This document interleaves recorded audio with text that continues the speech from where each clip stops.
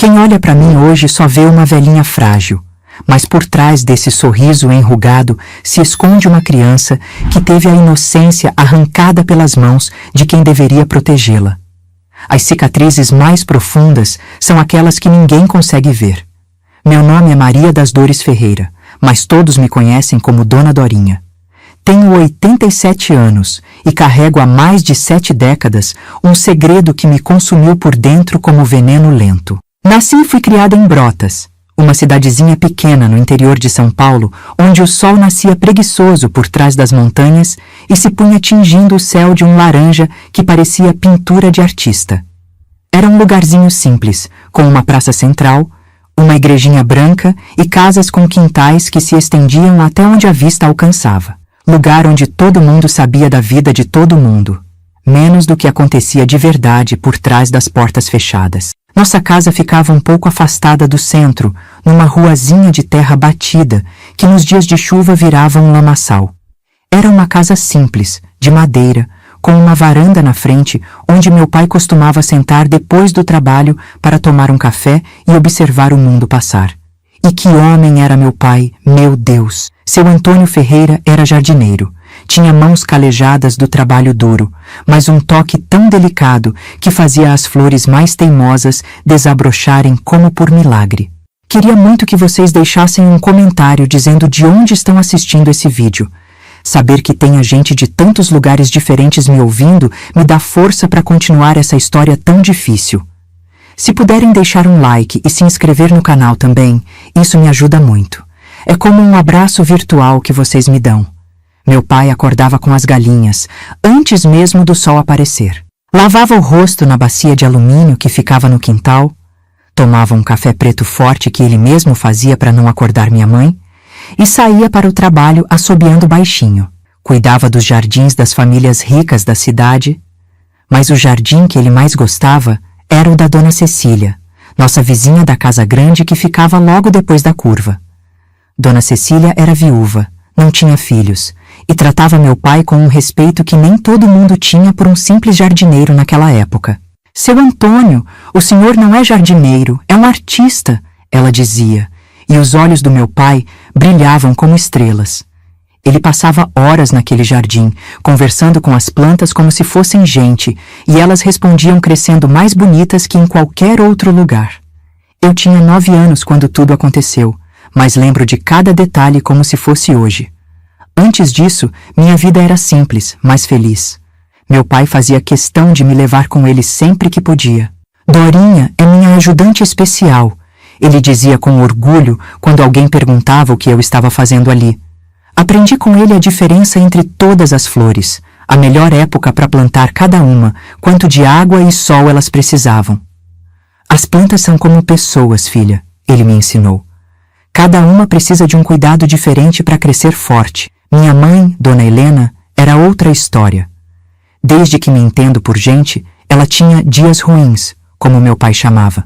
Dias em que não saía da cama, em que chorava sem motivo, em que quebrava coisas e gritava com as paredes. Sua mãe tá doente da cabeça, Dorinha. Meu pai me explicou quando eu ainda era pequena demais para entender. Mas não é culpa dela, e a gente precisa ter paciência. E ele tinha, meu Deus, quanta paciência aquele homem tinha. Nos dias bons, ela até sorria, fazia um doce de abóbora que era uma delícia, e chegava a me pentear e fazer trança no meu cabelo. Mas esses dias foram ficando cada vez mais raros. A maior parte do tempo, ela ficava quieta num canto, com um olhar perdido, ou então se irritava por coisas à toa. Tinha vezes que ela sumia com o dinheiro que meu pai guardava embaixo do colchão, dinheiro suado que ele estava juntando para me mandar para a escola na cidade vizinha, onde o ensino era melhor. Para que precisa dessa menina estudando tanto? Vai acabar igual a mim mesmo, cuidando de casa, ela dizia. E meu pai só baixava a cabeça e ia trabalhar mais horas para juntar tudo de novo. Tinha dias que ela nem me olhava na cara, como se eu nem existisse. Em outros, me vigiava como se eu fosse fazer alguma coisa errada a qualquer momento. Igualzinha ao pai, ela murmurava com desprezo, como se ser parecida com meu pai fosse a pior coisa do mundo. Mas meu pai era meu herói, meu porto seguro, meu céu estrelado nas noites escuras. Ele me levava nas costas quando o caminho era longo demais para minhas perninhas, me contava histórias que inventava na hora antes de dormir, me ensinava a reconhecer os pássaros pelo canto. Um dia você vai voar longe, minha filha, ele dizia, mais longe do que eu jamais consegui. Aos domingos, nosso dia preferido, a gente acordava cedinho e ia pescar no ribeirão que dava nome à cidade. Sentávamos lado a lado na beirada, com os pés balançando na água fresca, dividindo um pedaço de pão com manteiga que ele trazia enrolado num guardanapo. Eram os melhores momentos da minha vida, quando o mundo parecia perfeito e eu acreditava que nada de ruim poderia acontecer. Meu pai tinha um jeitinho especial de fazer as coisas mais simples parecerem mágicas. Quando chovia forte e eu tinha medo dos trovões, ele me ensinava a contar os segundos entre o relâmpago e o barulho. Cada segundo é 1 quilômetro que a tempestade está longe de nós, explicava. E aquilo virava uma brincadeira que espantava o medo. Quando eu caía e ralava o joelho, ele soprava o machucado 3 vezes e dizia que seu sopro tinha poderes curativos especiais. E eu juro que a dor passava na mesma hora. Ô Dorinha! Ele sempre me chamava assim, com um carinho na voz que até hoje ecoa nos meus ouvidos. Promete pro seu pai que você nunca vai perder esse brilho nos olhos, esse jeito de ver beleza em tudo? E eu prometia, sem saber que aquela promessa seria tão difícil de cumprir. Meu pai não era um homem estudado, mal sabia escrever o próprio nome, mas tinha uma sabedoria que não se aprende nos livros. Ele conhecia os ciclos da lua, sabia quando ia chover só de olhar para o céu, entendia a linguagem silenciosa das plantas. Tudo na vida tem seu tempo, filha, ele me ensinou. Não adianta querer apressar o que precisa amadurecer devagar. Eu era filha única, fruto de um casamento que, pelo que entendi anos depois, nunca foi feliz de verdade. Minha mãe casou porque engravidou. Meu pai casou por responsabilidade. Ele tentou. Deus sabe como ele tentou fazer aquilo dar certo. Trazia flores para ela, mesmo sabendo que acabariam jogadas no lixo. Falava com ela com uma paciência de santo, mesmo quando ela o tratava como se fosse menos que gente. Seu pai é um fraco, minha mãe me dizia quando estávamos sozinhas. Um homem que não teve coragem de ir embora daqui, de buscar coisa melhor. Eu não entendia como ela podia dizer aquilo de alguém que trabalhava de sol a sol para não deixar faltar nada em casa. Na escola, eu não tinha muitos amigos. As outras crianças achavam minha mãe esquisita, diziam que ela era louca e acabavam se afastando de mim também. Mas meu pai nunca deixou que eu me sentisse sozinha. As pessoas têm medo do que não entendem, Dorinha. Ele me explicou uma vez, quando cheguei em casa chorando porque ninguém queria brincar comigo. Mas um dia, elas vão ver o quanto você é especial.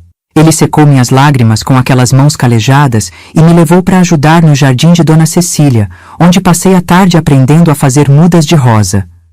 Dona Cecília também gostava muito de mim. Sempre que eu ia lá com meu pai, ela me oferecia um copo de leite com biscoitos de polvilho que ela mesma fazia. Sentava comigo na varanda e me mostrava livros com figuras coloridas. Me ensinava palavras novas, me contava histórias de quando era jovem e tinha viajado para lugares que eu nem sabia que existiam. Essa menina tem uma luz especial, seu Antônio. Ela dizia para meu pai, que sorria com aquele orgulho que só os bons pais sentem. Ela percebeu os problemas que tínhamos em casa. Tinha dias que eu chegava lá com uma marca roxa no braço de quando minha mãe me agarrava com força. Ou com olheiras de não ter dormido direito porque ela passou a noite tendo um dos seus ataques, gritando e quebrando coisas. Dona Cecília nunca perguntava diretamente, mas seus olhos preocupados diziam tudo. Ela começou a me convidar mais vezes, a me ensinar a ler e escrever melhor do que na escola, a me mostrar que existia um mundo além daquela nossa vida pequena.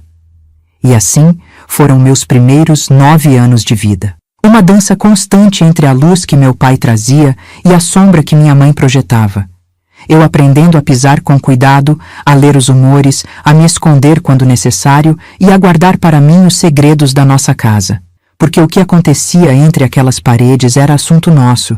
Meu pai sempre dizia, não precisava que a cidade inteira soubesse. Se eu soubesse que aquela manhã de quinta-feira seria a última vez que veria meu pai sair para o trabalho, assobiando baixinho e prometendo trazer uma surpresa para mim na volta, Se eu soubesse, teria corrido até ele, teria abraçado com toda a força que meus bracinhos magros permitiam, teria dito o quanto eu o amava.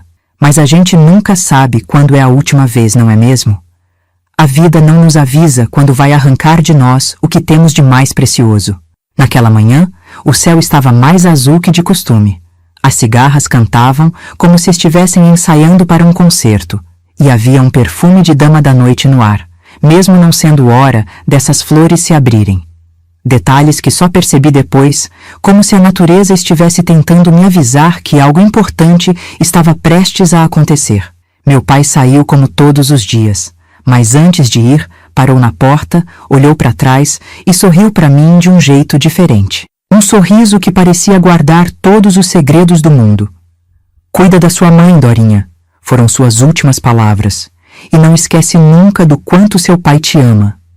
Acenei despreocupada, sem saber que aquelas palavras ficariam gravadas na minha memória para sempre, como um tesouro precioso que eu revisitaria nos momentos mais escuros que estavam por vir.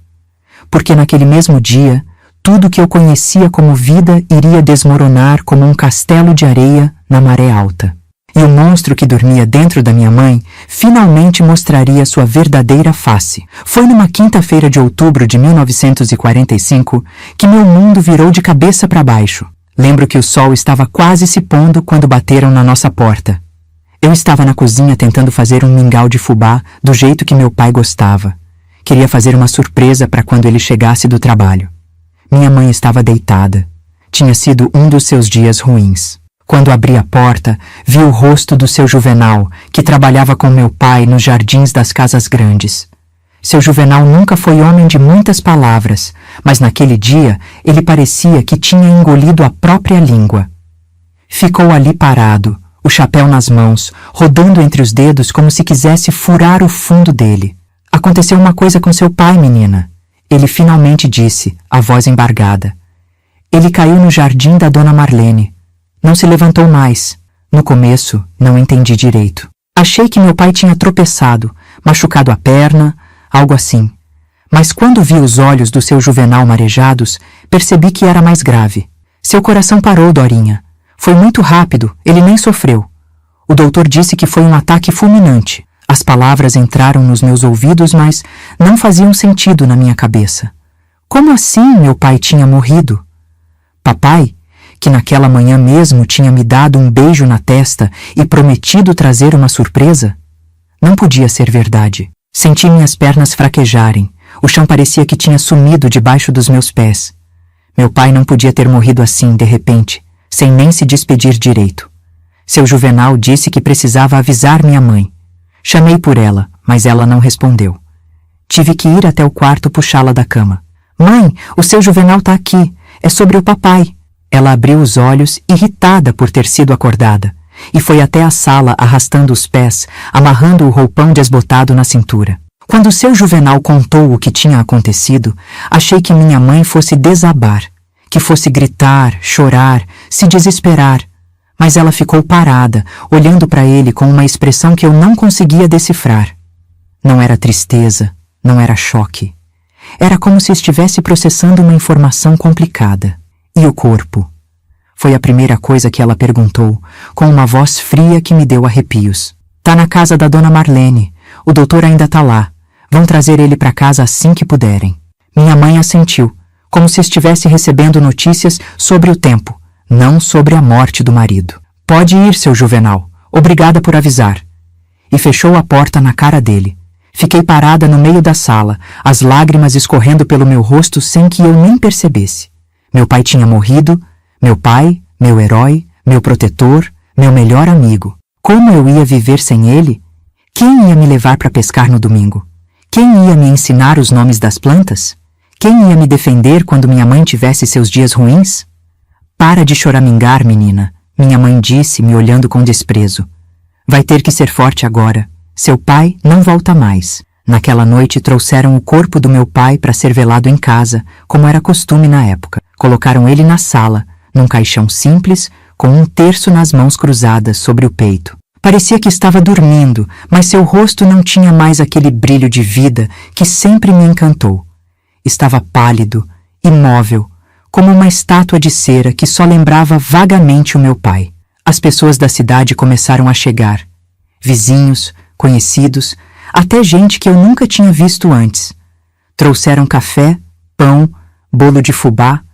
Sentavam, rezavam, contavam histórias sobre meu pai. Seu Antônio era um homem bom, diziam. Trabalhador, honesto, nunca negou ajuda a ninguém. Dona Cecília foi das primeiras a chegar. Me abraçou forte, sem dizer nada, apenas me apertando contra ela enquanto eu chorava. Aquele abraço sincero foi o único consolo que recebi naquela noite. Depois, ela se aproximou da minha mãe, que estava sentada num canto, estranhamente calada. Helena, ouvi Dona Cecília dizer baixinho. Se precisar de qualquer coisa, estou aqui, qualquer coisa mesmo. Minha mãe apenas assentiu, sem erguer os olhos. Parecia estar em outro mundo, como se aquele velório não tivesse nada a ver com ela. Passei a noite inteira sentada ao lado do caixão do meu pai.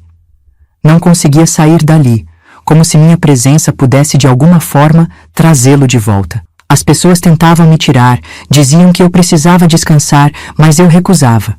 Era minha última noite com meu pai e eu não ia desperdiçar um minuto sequer. De vez em quando, eu estendia a mão e tocava a dele, tão fria, tão diferente daquelas mãos quentes que sempre me davam segurança. Eu ainda não conseguia acreditar. Como alguém tão cheio de vida podia simplesmente partir assim, sem aviso? No dia seguinte, levaram meu pai para o cemitério. Foi enterrado num cantinho simples, debaixo de uma árvore de ipê que, ironicamente, estava toda florida naquela época do ano. Meu pai teria achado aquilo bonito, ele que amava tanto as flores. O padre disse umas palavras. As pessoas jogaram flores sobre o caixão e então começaram a jogar terra. Cada pasada de terra que caía era como se estivessem enterrando um pedaço do meu coração junto. Quando voltamos para casa, o silêncio era ensurdecedor. As pessoas tinham ido embora, levando consigo o burburinho que de alguma forma tornava aquela dor um pouco menos solitária. Agora éramos só eu e minha mãe, num vazio que parecia não ter fim. 2 semanas se passaram num estado de torpor. Eu me arrastava pela casa como um fantasma, sem vontade de comer, de brincar, de viver. Minha mãe quase não falava comigo. Passava os dias trancada no quarto ou então sentada na cadeira de balanço da varanda, olhando para o nada com aquele mesmo olhar vazio. As vizinhas traziam comida, perguntavam se precisávamos de alguma coisa, mas logo iam embora, desconfortáveis com aquele clima pesado que tinha se instalado em nossa casa. Foi na 3ª semana após a morte do meu pai que tudo começou a mudar. Eu estava no quintal, olhando para as plantas que meu pai cuidava com tanto carinho e que agora começavam a murchar, quando minha mãe apareceu na porta. Parecia diferente, havia uma energia estranha nela, um brilho nos olhos que eu nunca tinha visto antes. «Venha cá, Dorinha», ela me chamou, com uma voz que tentava ser doce, mas que soava falsa aos meus ouvidos. Obedeci, com aquele aperto no peito que eu sempre sentia quando ela usava esse tom. Quando entrei na sala, vi que ela tinha arrumado todas as coisas do meu pai numa caixa grande. Suas roupas, seus poucos pertences, até o chapéu que ele usava para trabalhar. «O que a senhora está fazendo?» perguntei, sentindo um medo crescer dentro de mim. «Arrumando a casa. Não precisamos mais dessas coisas». Ela respondeu como se estivesse falando de trastes velhos, não das lembranças do meu pai. «Mas, mãe, são as coisas do papai», protestei, as lágrimas já voltando aos meus olhos. «Seu pai está morto, Dorinha. Morto e enterrado, e nós temos que seguir em frente». Ela disse aquilo com uma frieza que me gelou até os ossos, como se estivesse anunciando que ia jogar fora um móvel quebrado, não as memórias do homem que tinha sido seu marido por 10 anos. Quando ela pegou a caixa e começou a caminhar para fora, corri atrás dela. «A senhora não pode fazer isso. Por favor, mãe, deixa pelo menos eu ficar com algumas coisas dele». Foi quando ela se virou e vi nos olhos dela algo que nunca tinha visto antes. Um ódio profundo, visceral. «Chega!» Ela gritou, largando a caixa no chão com um baque. «Chega dessa choradeira. Seu pai era um fraco, um inútil, que nem conseguiu juntar dinheiro suficiente para nos deixar seguros quando morresse. E agora eu tenho que carregar o fardo de criar você sozinha». Fiquei paralisada, as palavras dela me atingindo como chicotadas. Como ela podia falar assim do meu pai? Do homem que tinha trabalhado até o último dia de vida para dar o melhor que podia para nós duas? A senhora não pode falar assim dele, sussurrei, a voz tremendo de raiva e dor. Foi quando senti o tapa. Forte, na altura do meu rosto, me pegando tão de surpresa que cambaleei para trás. Minha mãe nunca tinha me batido assim antes. Tinha seus momentos de irritação, de gritos, mas nunca tinha chegado a esse ponto. Não me diga o que posso ou não posso fazer, sua ingrata. Ela vociferou, os olhos injetados, a respiração pesada. Agora sou eu quem manda nessa casa, e você vai aprender a me respeitar. Naquela noite, tranquei-me no meu quarto e chorei até não ter mais lágrimas. Chorei pelo meu pai, pela sua ausência que doía como uma ferida aberta. Chorei pela mãe que eu nunca realmente tive, pela família que agora estava destroçada para sempre. E chorei por mim, pela menina de 9 anos que de repente se viu tão sozinha no mundo. Nos dias que se seguiram, foi como se um monstro tivesse tomado conta da minha mãe. A mulher que antes alternava entre dias bons e ruins, agora parecia ter apenas dias terríveis. Os gritos se tornaram constantes, os tapas frequentes por qualquer coisa. Se eu demorava para fazer uma tarefa, se a comida não estava do jeito que ela queria, se eu mencionava o nome do meu pai. Seu pai não está mais aqui para te mimar, ela gritava, me sacudindo pelos ombros com tanta força que meus dentes batiam uns nos outros. Agora você vai aprender a viver no mundo real.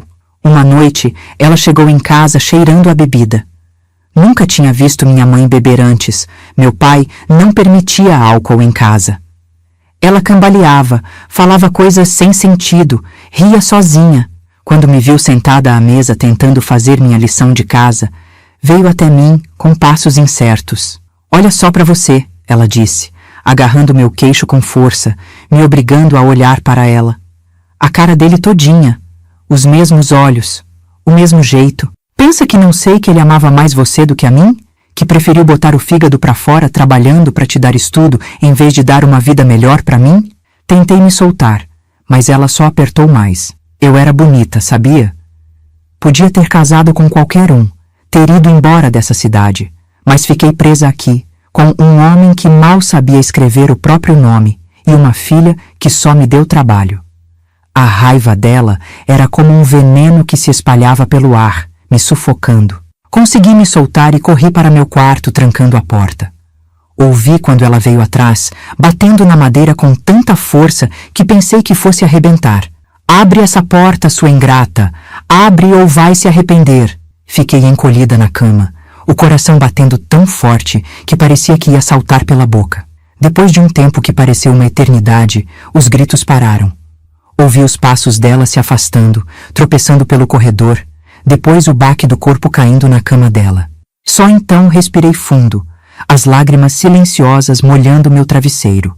Naquela noite, enquanto olhava pela janela do meu quarto para o céu estrelado, rezei pela primeira vez desde a morte do meu pai. Rezei pedindo força, pedindo proteção, pedindo um milagre que me tirasse daquele pesadelo. O que eu não sabia era que as coisas ainda podiam piorar muito. E pioraram. Minha mãe começou a me trancar em casa quando saía. Dizia que era para eu não fugir, não fazer besteira. Mas eu acho que no fundo era para ninguém ver as marcas que ela deixava em mim. Os hematomas nos braços, de tanto me sacudir. O lábio partido, das vezes em que ela perdia completamente o controle. Parei de ir à escola. Ela dizia às pessoas que eu estava doente, que precisava de cuidados em casa. Na verdade, ela não queria que eu contasse a ninguém o que acontecia entre aquelas paredes. Ninguém vai acreditar em você. Ela me ameaçava. Vão dizer que você é uma menina mentirosa, ingrata, que quer prejudicar a própria mãe. E eu acreditava.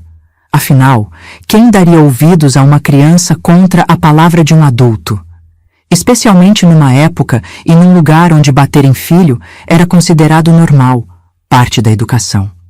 E assim fui me fechando, me encolhendo, tentando me tornar invisível para não despertar a ira dela. À noite, quando ela finalmente dormia, geralmente depois de beber até cair, Eu me esgueirava para fora do quarto e ia até a cozinha. Abria a gaveta onde meu pai guardava suas poucas coisas pessoais, coisas que conseguia esconder antes que minha mãe jogasse fora. Um canivete pequeno que ele usava para cortar barbantes no jardim.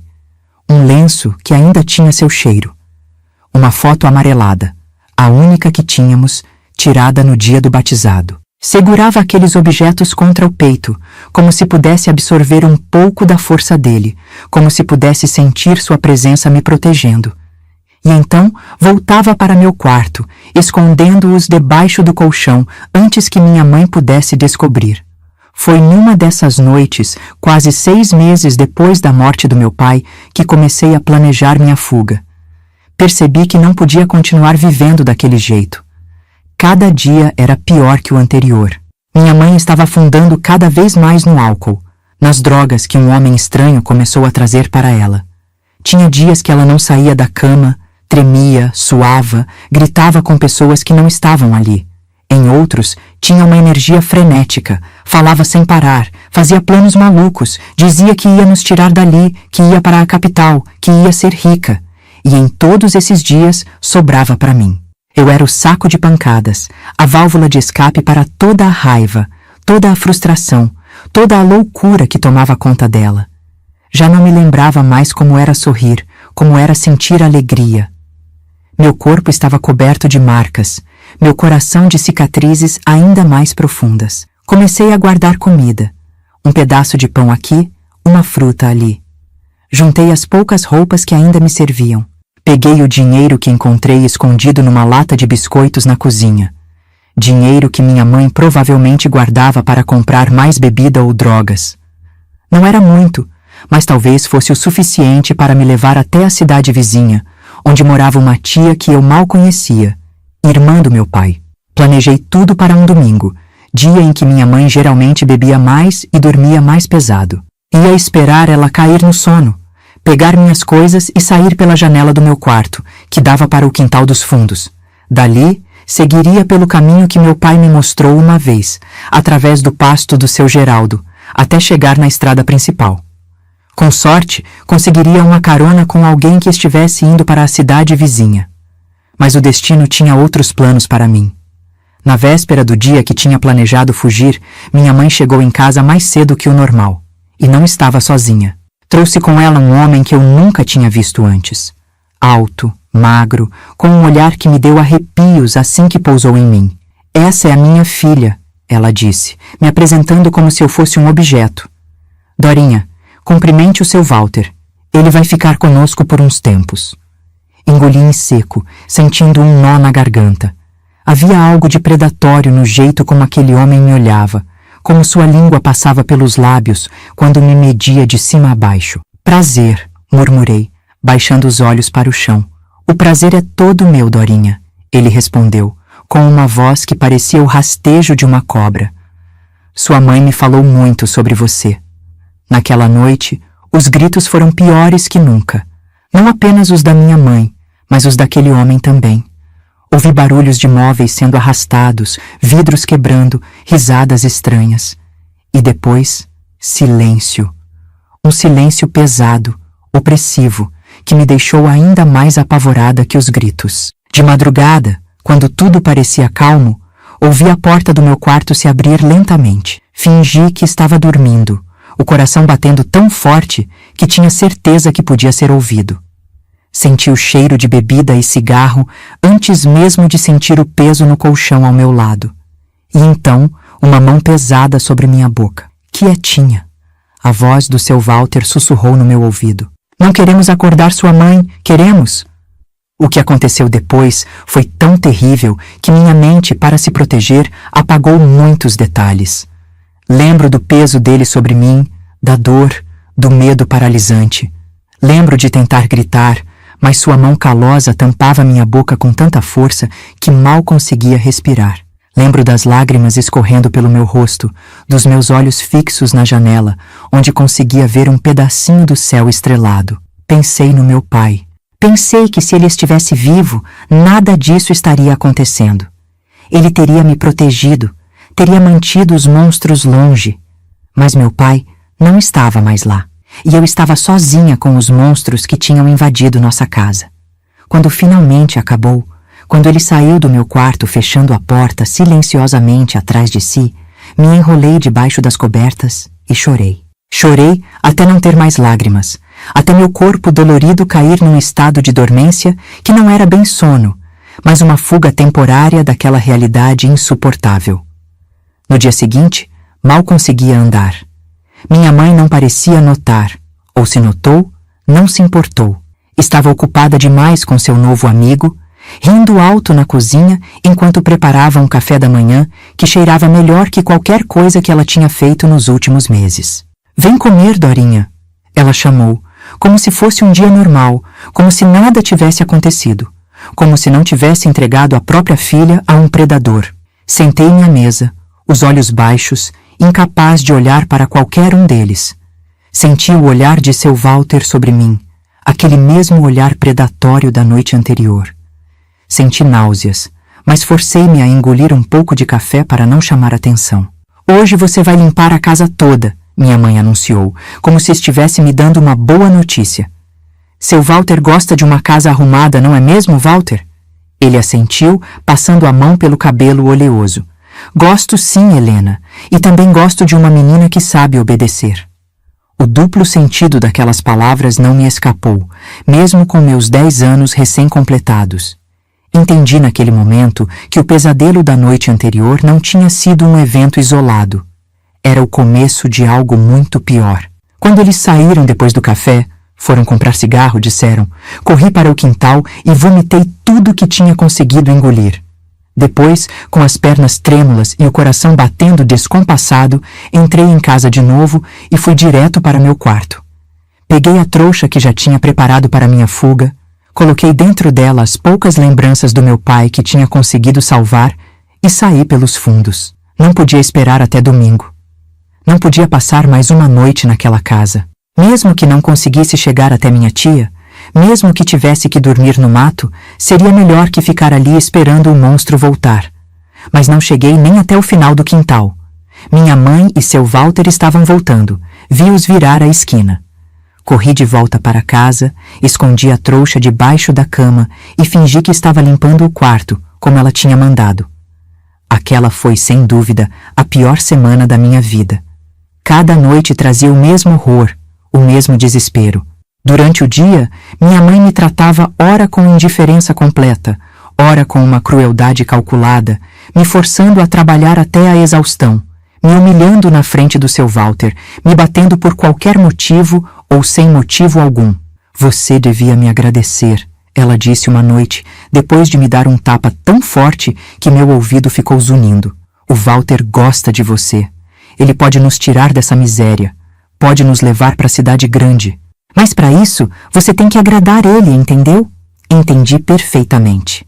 Minha própria mãe estava me vendendo, me sacrificando pelo que achava que seria uma vida melhor. O amor que ela nunca realmente sentiu por mim tinha se transformado em algo muito pior. Uma indiferença tão profunda que permitia que ela fechasse os olhos para o sofrimento da própria filha. Foi no domingo, dia em que eu originalmente planejara fugir, que tudo chegou ao ápice. Estava lavando roupa no tanque do quintal, as mãos já em carne viva de tanto esfregar, quando ouvi os gritos vindos de dentro da casa. Minha mãe e seu Walter estavam discutindo, algo sobre dinheiro, sobre ele ter prometido dar a ela mais do que estava dando. "Você disse que ia me tirar daqui", ela gritava, a voz embargada pelo álcool que já começava a consumir logo cedo. "Disse que tinha dinheiro, que conhecia gente importante. E você disse que sua filha valia a pena." Ele respondeu, a voz fria como gelo.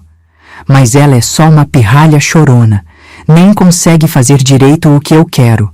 O que aconteceu em seguida foi tão rápido que mal tive tempo de processar. Ouvi um barulho de algo quebrando, depois o som de um corpo caindo pesadamente no chão. Depois, silêncio. Um silêncio pesado, carregado de algo terrível. Fiquei paralisada no quintal.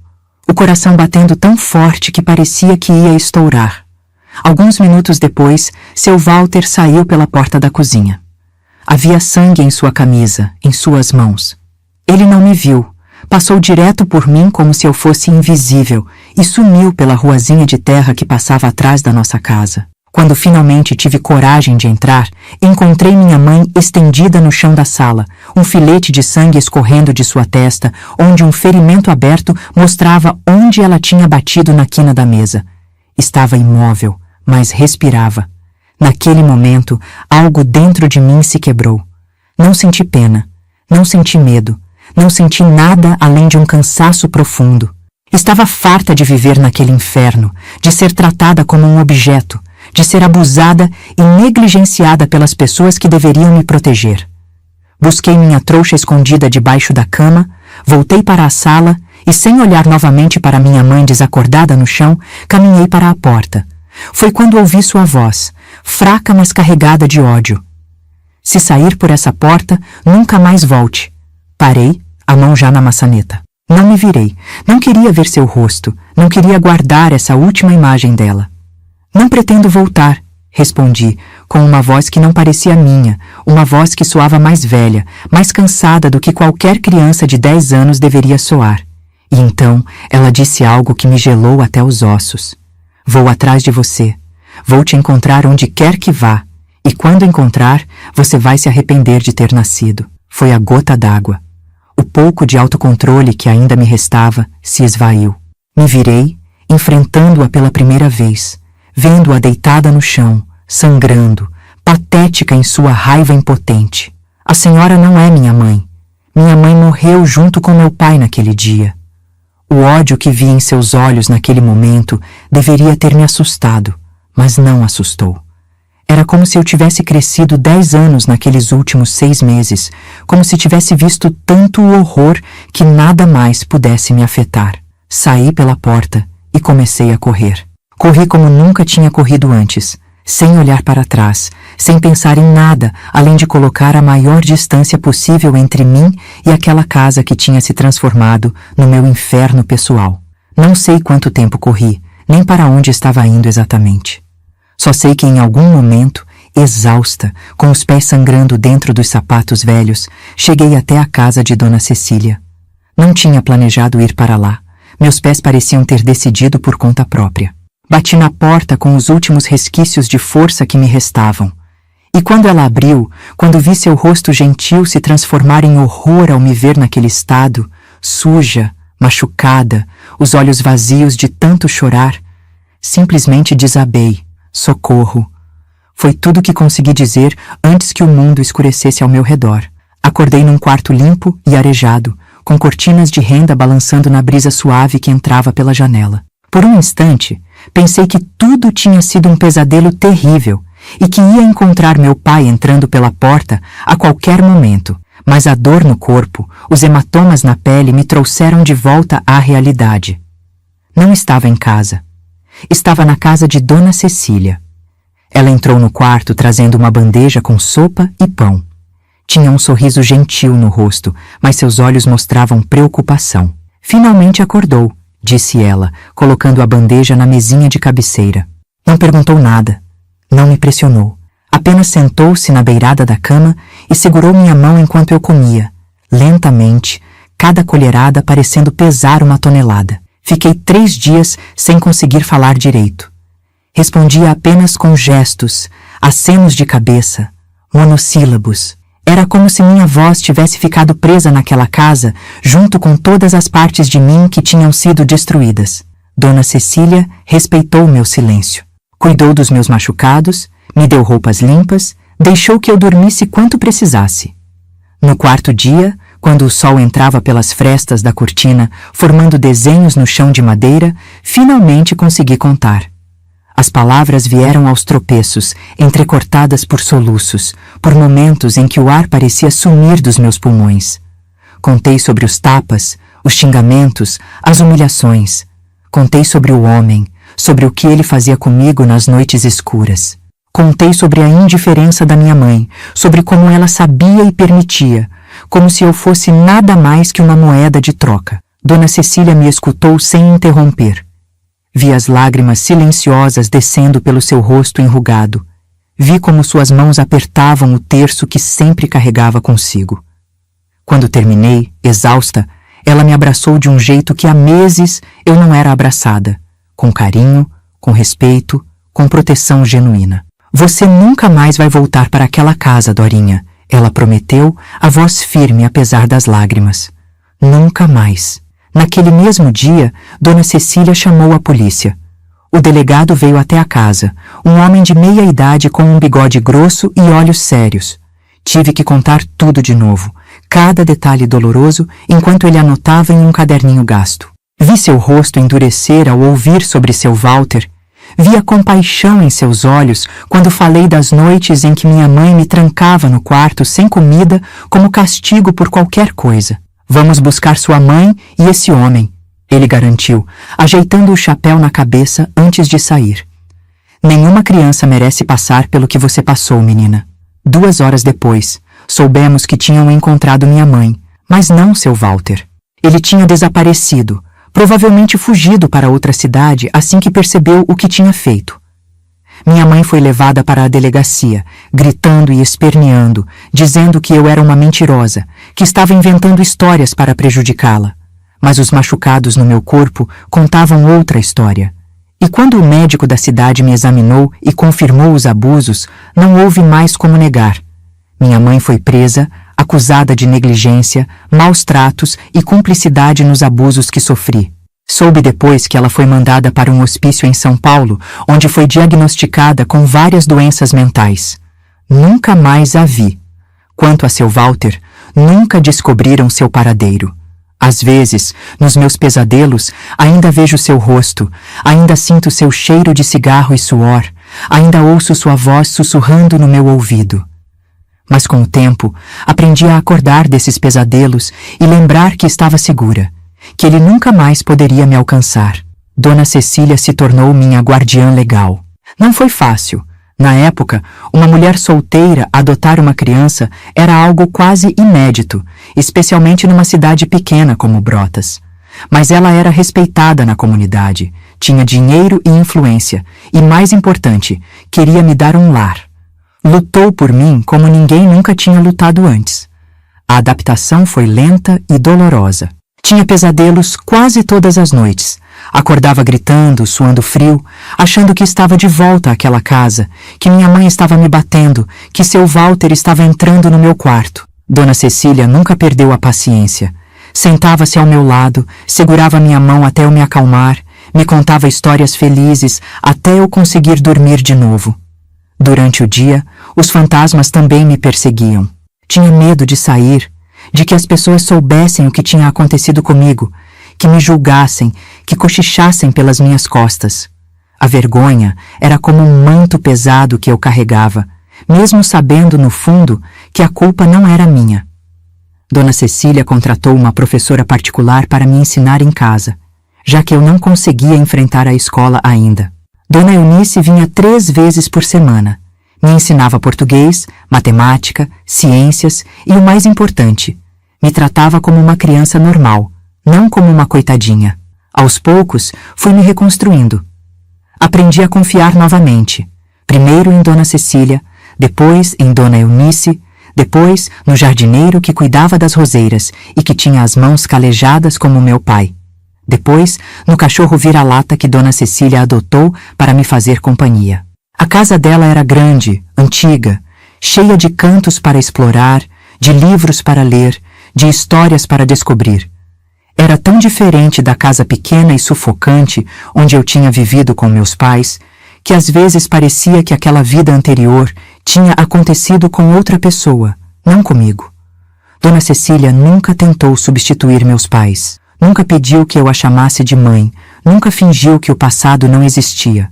Pelo contrário, me incentivava a falar sobre meu pai, a manter vivas as memórias boas, os ensinamentos dele sobre as plantas, sobre a vida. E quando a dor pela perda dele ficava insuportável, ela simplesmente me abraçava e dizia: "Chore o quanto precisar, Dorinha. As lágrimas limpam a alma." Sobre minha mãe, falávamos menos. Não por proibição ou tabu, mas porque as feridas ainda estavam muito abertas. Com o tempo, Dona Cecília me ajudou a entender que minha mãe era uma pessoa doente, que o que ela fez não era por maldade pura, mas por uma mente quebrada que nunca recebeu o tratamento adequado. Isso não justifica o que ela fez com você. Dona Cecília me explicou um dia, enquanto bordávamos juntas na varanda. Nada jamais justificará, mas entender pode ajudar você a não carregar o peso do ódio pelo resto da vida. E ela estava certa. Levou anos, décadas até, mas eventualmente consegui não odiar minha mãe. Não a perdoei. Há coisas que vão além do perdão humano, mas aprendi a não deixar que o ódio por ela consumisse minha vida, meu futuro. Quando completei 12 anos, Dona Cecília me perguntou se eu gostaria de voltar para ter escola regular. Tinha medo, claro, mas algo dentro de mim queria tentar. Na minha cabeça de criança, voltar à escola era como provar que tinha sobrevivido, que os monstros não tinham vencido. O primeiro dia foi terrível. Os olhares, os cochichos, as perguntas mal disfarçadas. A cidade era pequena demais para que minha história não fosse conhecida, distorcida, aumentada nas rodas de fofoca. Na hora do recreio, fiquei sozinha num canto do pátio, desejando desaparecer. Foi quando ela se aproximou. Luzia, uma menina magrela, de tranças e sorriso fácil. Sentou-se ao meu lado sem cerimônia, ofereceu metade do seu sanduíche e começou a falar sobre como a professora de matemática tinha um bigode que parecia o do pai dela. Não perguntou sobre minha história, não me tratou como coitada. Apenas me ofereceu amizade, simples assim. Luzia se tornou minha primeira amiga de verdade. Com ela, reaprendi a brincar, a rir, a ser criança. Íamos juntas para a escola, estudávamos juntas, passávamos os fins de semana uma na casa da outra. Sua família me acolheu como se eu fosse uma filha, sem perguntas, sem julgamentos. Pela primeira vez desde a morte do meu pai, senti que pertencia a algum lugar. Os anos foram passando, as feridas mais superficiais foram cicatrizando. Terminei o primário, entrei no ginásio, comecei a sonhar com um futuro. Queria ser professora, como Dona Eunice. Queria fazer a diferença na vida de outras crianças. Dona Cecília apoiou meu sonho desde o início. Educação é a única coisa que ninguém pode tirar de você, Dorinha, ela dizia. E investiu nisso. Livros, materiais, aulas particulares quando eu tinha dificuldade em alguma matéria. Economizava para me mandar para uma boa escola na capital quando chegasse a hora. Quando estava com 15 anos, Dona Cecília adoeceu. No início eram apenas dores nas juntas, cansaço, coisas que ela atribuía à idade avançada. Mas logo ficou claro que era algo mais sério. O médico da cidade, após muitos exames, diagnosticou um câncer já em estágio avançado. Deu a ela poucos meses de vida. Foi minha vez de cuidar dela como ela tinha cuidado de mim. Deixei a escola temporariamente. Me dediquei integralmente a tornar seus últimos dias o mais confortáveis possível. Lia para ela quando seus olhos ficavam cansados demais. Penteava seus cabelos brancos que iam caindo aos poucos. Segurava sua mão nas noites em que a dor era forte demais para dormir. Em seus últimos dias, Dona Cecília me chamou para perto. Estava fraca, magra, apenas uma sombra da mulher forte que tinha me resgatado anos antes. Mas seus olhos ainda tinham aquele brilho especial, aquela força interior que sempre me inspirou. Dorinha, ela murmurou, segurando minha mão com as suas, agora frias e translúcidas. Preciso que me prometa uma coisa. Qualquer coisa, respondi, as lágrimas já embaçando minha visão. Prometa que não vai deixar o que aconteceu definir quem você é. Prometa que vai viver uma vida plena, feliz, que vai amar e se deixar ser amada, que vai seguir seus sonhos. Assenti, incapaz de falar através do nó que se formava na minha garganta. E mais importante, ela continuou, com um esforço visível. Prometa que vai lembrar sempre que você é forte, Dorinha. Mais forte do que todos os monstros que tentaram te quebrar. Prometi. E 3 dias depois, Dona Cecília partiu serenamente durante o sono, deixando um vazio imenso na minha vida, mas também um legado de amor, força e resiliência que carrego comigo até hoje. Depois do funeral, descobri que Dona Cecília tinha deixado tudo preparado, a casa, seus bens, uma poupança considerável. Tudo ficou para mim. Mais que isso, Ela tinha arranjado para que eu ficasse sob a guarda de sua sobrinha, Carmen, uma mulher jovem e gentil que morava na capital e que veio para Brotas apenas para o enterro da tia e para me conhecer. Carmen me deu uma escolha. Podia ficar em Brotas, na casa que tinha sido de Dona Cecília, com uma governanta para cuidar de mim até atingir a maioridade. Ou podia ir com ela para São Paulo, onde teria mais oportunidades de estudo. A decisão foi difícil. Brotas era o que eu conhecia, onde tinha meus poucos amigos, onde as memórias, boas e ruins, estavam enraizadas. Mas algo dentro de mim, talvez aquela mesma força que Dona Cecília tinha visto, me impulsionava para um novo começo. Escolhi São Paulo. Aos 16 anos, deixei a pequena Brotas para trás e me mudei para a cidade grande, um mundo completamente diferente de tudo que eu conhecia. A adaptação não foi fácil. O barulho, a agitação, a impessoalidade das pessoas, tudo me assustava. Mas Carmen foi paciente, me deu tempo e espaço para me ajustar ao meu próprio ritmo. Terminei o ginásio numa escola particular, graças ao dinheiro que Dona Cecília tinha deixado. Não fiz muitos amigos, ainda carregava aquela desconfiança, aquele medo de me aproximar demais das pessoas, mas me dediquei aos estudos com uma determinação que surpreendia até os professores. Quando chegou a hora de decidir o que fazer depois, não tive dúvidas. Prestei para o curso normal, para me tornar professora. Passei em primeiro lugar, para orgulho de Carmen e, tenho certeza, de Dona Cecília onde quer que ela estivesse. Durante o curso, algo começou a mudar em mim. À medida que aprendia sobre desenvolvimento infantil, sobre psicologia, sobre como crianças reagem a traumas, comecei a entender melhor o que tinha acontecido comigo. Comecei a perceber que não tinha sido minha culpa, que não havia nada de errado comigo, que eu tinha sido vítima de pessoas doentes e cruéis. Essa compreensão foi libertadora. Não apagou as cicatrizes, não eliminou os pesadelos que ainda me visitavam ocasionalmente, mas me permitiu olhar para frente com mais clareza, com menos peso. Formei-me aos 19 anos e logo consegui um emprego numa escola primária na periferia de São Paulo. Eram crianças pobres, muitas com histórias de vida tão ou mais difíceis que a minha. Vi-me refletida nos olhares assustados de algumas, nos comportamentos agressivos de outras, na tristeza silenciosa das mais quietas, e foi aí que encontrei minha verdadeira vocação. Não era apenas ensinar a ler e escrever, era ser para aquelas crianças o que Dona Cecília tinha sido para mim, um porto seguro, uma luz no fim do túnel, alguém que acreditava nelas quando ninguém mais acreditava. Voltava para casa exausta todos os dias, mas com uma sensação de propósito que nunca tinha experimentado antes. Estava fazendo a diferença, estava transformando vidas, estava honrando a promessa que tinha feito a Dona Cecília de viver uma vida plena e significativa. Foi nessa escola que conheci Jorge, o professor de educação física. Ele era diferente de qualquer homem que eu já tinha conhecido. Gentil sem ser fraco, forte sem ser intimidador, engraçado sem ser cruel. As crianças o adoravam e eu, aos poucos, também comecei a admirá-lo. Nossa amizade cresceu lentamente, com respeito mútuo e genuíno interesse um pelo outro. Ele me convidava para tomar café após as aulas, me emprestava livros que achava que eu gostaria, me fazia rir com suas histórias sobre os desastres culinários que protagonizava. Demorei a perceber que estava me apaixonando. E quando percebi, o medo quase me paralisou. Os fantasmas do passado voltaram com força total. As mãos ásperas de seu Walter, seu hálito de bebida, a dor, o nojo, a vergonha.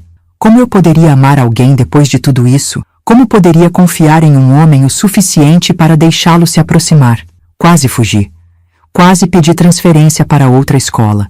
Quase desisti antes mesmo de tentar. Mas então lembrei da promessa que tinha feito a Dona Cecília. Viver, amar, me deixar ser amada. Numa tarde de outono, contei tudo a Jorge. Sentados num banco de praça, as folhas secas caindo ao nosso redor como uma chuva dourada, abri meu coração e minha história. Falei sobre meu pai, sobre sua morte, sobre minha mãe, sobre seu Walter, sobre os abusos.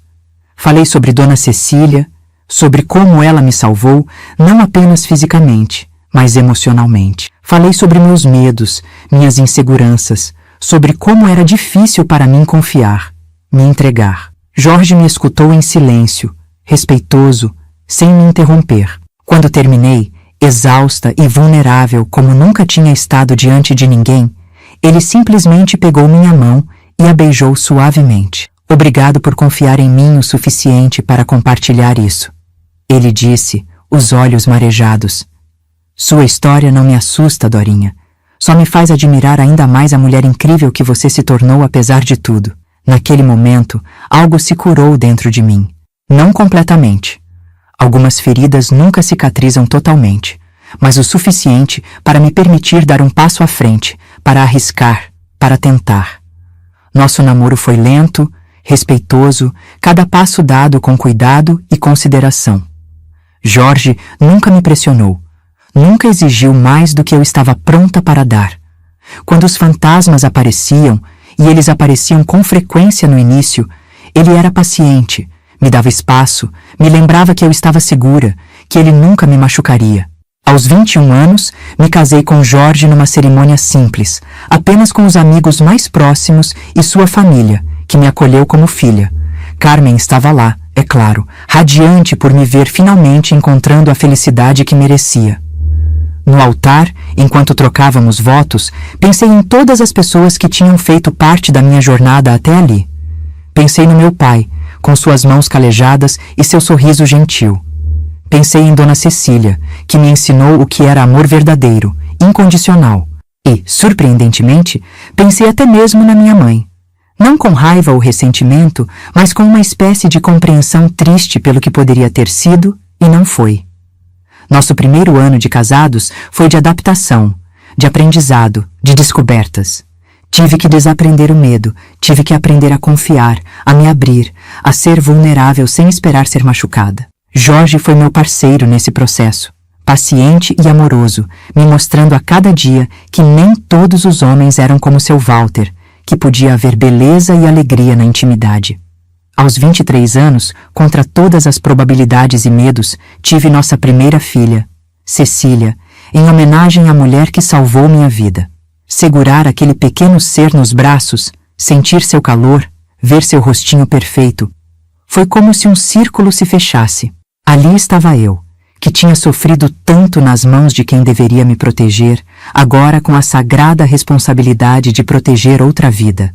Jurei naquele momento que minha filha nunca conheceria o tipo de dor que eu conheci, que cresceria cercada de amor, de segurança, de alegria, que saberia seu valor, sua força, sua importância no mundo. 2 anos depois, veio Antônio, nosso segundo filho, nomeado em homenagem ao meu pai, e nossa família ficou completa. Jorge era o pai que eu tinha sonhado para meus filhos, presente, carinhoso, firme quando necessário, mas nunca cruel, nunca abusivo. A vida não foi sempre fácil. Tivemos dificuldades financeiras, problemas de saúde, desafios como qualquer família. Mas enfrentamos tudo juntos, como parceiros, como amigos, como amantes. E em cada obstáculo superado, eu sentia minha força crescer, minha confiança se solidificar.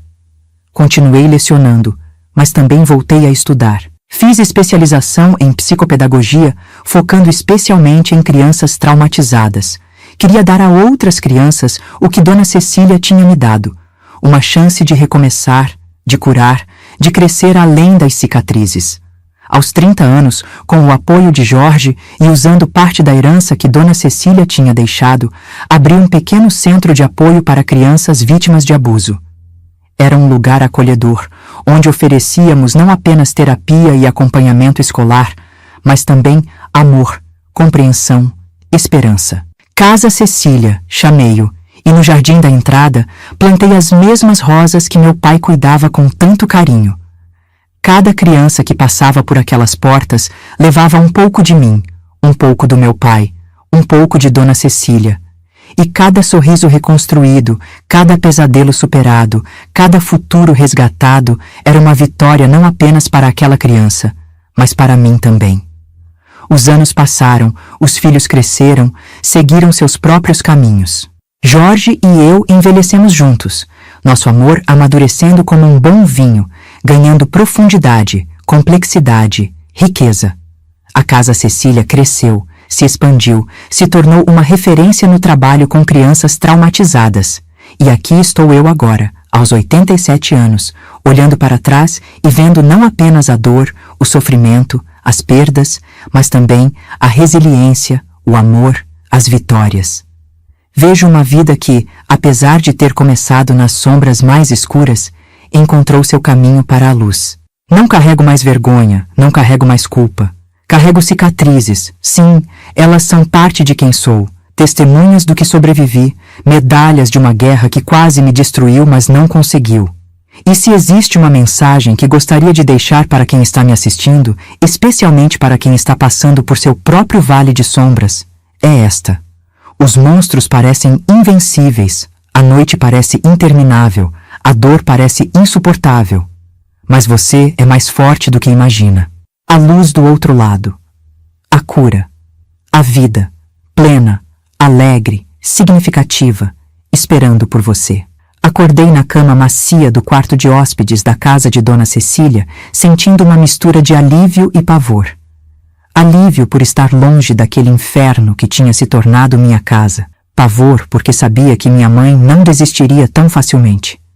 Ela era como um animal ferido agora, mais perigosa do que nunca. Dona Cecília entrou no quarto trazendo uma bandeja com chá e biscoitos. Me lembro de como o sol da manhã iluminava seus cabelos brancos, dando-lhe uma aparência quase angelical. Suas mãos, enrugadas pelo tempo, tremiam levemente enquanto colocava a bandeja sobre o criado mudo. Dorinha, minha querida, precisamos conversar, ela disse sentando-se na beirada da cama. E então, com uma gentileza que eu raramente tinha experimentado na vida, explicou que tinha chamado a polícia, que havia contado sobre os abusos, que um médico viria me examinar. O pânico me consumiu. Não porque temia que não acreditassem em mim, mas porque sabia o que significava expor aquela história. Todos na cidade saberiam. Todos olhariam para mim e veriam não a Dorinha, filha do seu Antônio jardineiro, mas a menina abusada, a coitadinha, a vítima. Não posso, murmurei, abraçando os joelhos contra o peito. Ela vai vir atrás de mim, ela prometeu. Dona Cecília segurou minhas mãos entre as suas. Olhe para mim, Dorinha, pediu com firmeza. Sua mãe não pode mais te machucar. Nem ela. Nem ninguém. Eu não vou permitir. Havia tanta certeza em sua voz que, por um instante, acreditei nela. Mas o medo tinha raízes profundas demais. A senhora não entende, sussurrei. Ela vai encontrar um jeito. Naquela mesma tarde, enquanto o sol começava a se pôr tingindo o céu de laranja, ouvi os gritos. Estavam do lado de fora da casa, a voz inconfundível da minha mãe misturada com outras vozes que não reconheci de imediato. Cadê minha filha? Quero minha filha de volta! Essa velha roubou minha filha! Corri para a janela e vi a cena que ficaria gravada na minha memória para sempre. Minha mãe, desgrenhada, com as roupas sujas e rasgadas, gritando no portão da casa de Dona Cecília. Ao lado dela estava seu Walter, segurando-a pelo braço como se temesse que ela fosse fazer alguma loucura. E em frente aos dois, barrando a entrada, estavam o delegado e 2 policiais. A senhora está detida, Dona Helena, ouvi o delegado dizer com uma voz firme. Temos denúncias graves contra a senhora e contra esse homem. Que denúncias? Quem disse? Foi aquela velha intrometida, não foi? O que ela inventou sobre mim? Seu Walter, percebendo a gravidade da situação, tentou fugir. Soltou o braço da minha mãe e deu meia volta, correndo pela rua de terra. Um dos policiais foi atrás dele, enquanto o outro segurava minha mãe, que agora se debatia violentamente. Dorinha! Ela gritou, olhando para a janela onde eu estava. Nossos olhos se encontraram por um instante e o que vimos dela me gelou até os ossos. Não era minha mãe quem estava ali. Era um monstro, consumido pelo ódio, pela loucura, pelo desespero. Você vai se arrepender disso. Você vai pagar pelo que fez. Recuei, tremendo da cabeça aos pés. Dona Cecília apareceu ao meu lado, fechou a cortina com um gesto firme e me abraçou enquanto eu soluçava incontrolavelmente. Acabou, minha querida, ela murmurou contra meus cabelos. Acabou. Mas não tinha acabado. Não completamente. Os dias que se seguiram foram um turbilhão de depoimentos, exames médicos, visitas de assistentes sociais, conversas com o juiz. Para uma menina de 10 anos, era avassalador. Cada vez que tinha que recontar o que tinha acontecido, era como reviver tudo novamente. As palavras arranhavam minha garganta como cacos de vidro, deixando um gosto amargo na boca. Seu Walter foi capturado tentando pegar um ônibus para São Paulo. Negou tudo inicialmente, mas quando confrontado com as evidências dos abusos e com o testemunho de vizinhos que tinham ouvido os gritos, acabou confessando.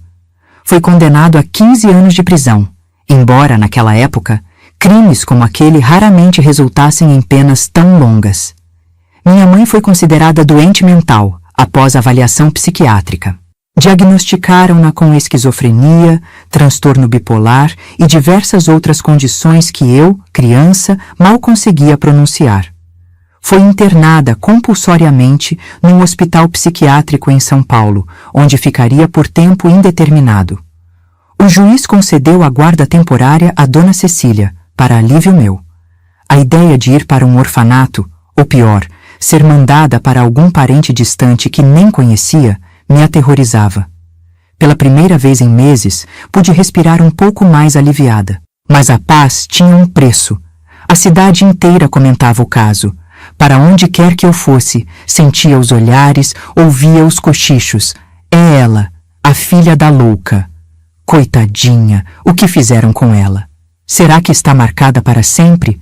Dona Cecília percebeu meu sofrimento e decidiu me proteger da única maneira que podia, mantendo-me em casa por um tempo, longe dos olhares e comentários cruéis. Contratou uma professora particular, Dona Eunice, uma senhora de meia idade com olhos bondosos e uma paciência infinita.